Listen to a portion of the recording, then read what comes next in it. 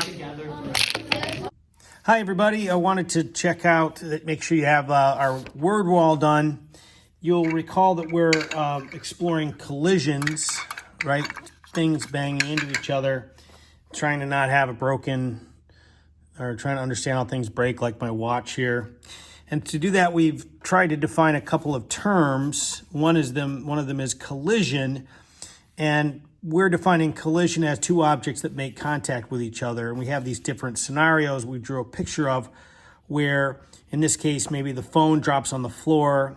Maybe this one is where a brick hits your phone. Or maybe in this case, maybe your phone is hitting a bat or something that's also moving. So we have three different kinds of collision, and we know that some of them cause damage and others do not. So that's what we have defined, we worked on to get for collision. And then we wanted to just specify what damage was. And damage is just this idea that there's some kind of permanent shape change to fragile objects. And we said, okay, you can have something that's bent, we can have something that is cracked, or in fact actually broken. So we have three sort of descriptions of this idea of damage. And then we wanted to focus on like what causes damage, what might be a factor, and we identified a couple of invisible things that are going on. One of them is this idea of kinetic energy. And so our next definition here is that. Kinetic energy basically is just this energy of motion. So when something is moving, we say it contains kinetic energy, and we'll go into some more detail about that. On the other side of this, we have three words that we've worked on some. One is this idea of force.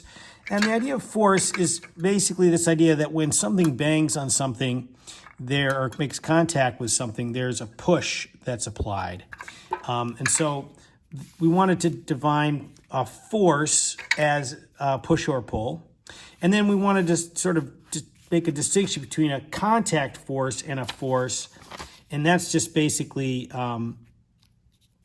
this idea which we have here, this idea that a push that objects feel when they collide. So we have a contact force. When objects collide, they feel a push that we refer to as the contact force.